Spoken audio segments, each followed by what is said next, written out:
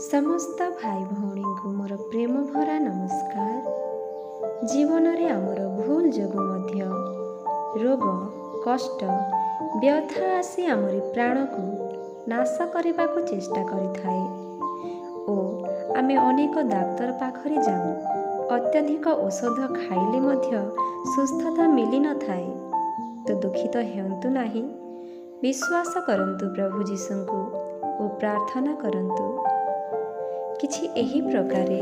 हे सदा प्रभु मो वाक्य कर्ण दियो, मोहर काकुक्ति विवेचना कर।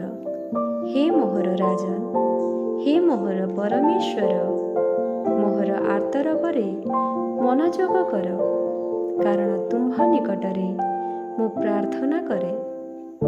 हे सदा प्रभु तुम्हे प्रातः काल रे मोहर रोग शुणिब। मु प्रातः काल रे तुम्ह उद्देश्य रे आपणा प्रार्थना सजाइबी ओ जगी रहिबी, कारण तुम्हे दुष्टतारे संतुष्ट परमेश्वर नुहे। मंद तुमठारे प्रवास करिब नाही। अहंकारी तुम्ह साक्षात रे ठिया हेब नाही। तुम्हे समस्त अधर्मचारी को घृणा करुअछ।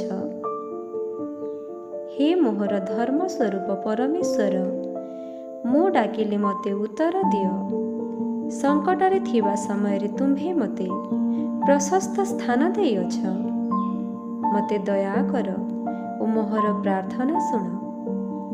पुणी मो पाप सकाशु मो अस्थिरे किछि आराम नाही, कारण मोहर अपराध मो मस्तक उपरे उठिअछि।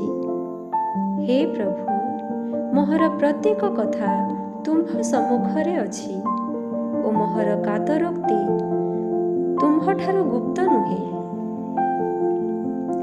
मोहर हृदय धुक धुक करुअछि, मोहर बल क्षीण हेउअछि। मोहर चक्षुर तेज मध्य मोठारु गलाणी। मोहर प्रिय लोके ओ मोहर मित्र माने मो व्याधिरु अलगा ठिया हुअन्ति ओ मोहर ज्ञाति वर्ग दूर ठिया हुअन्ति। हे अब्राहम को परमेश्वर, हे इसहाक को परमेश्वर, हे जाकुबम को परमेश्वर, मो प्राण को रक्षा कर, मते सुस्थतारे परिपूर्ण कर। हे जगतर सृष्टिकर्ता, मो रोगरु मते आरोग्य कर। तुमरी करोड़ा प्रहाररु मु सुस्थ होइथिली, हेले आजी मोर पाप मते ग्रास करिअछि। मते क्षमा कर, मोहर भूल अपराध को स्वीकार करुअछि।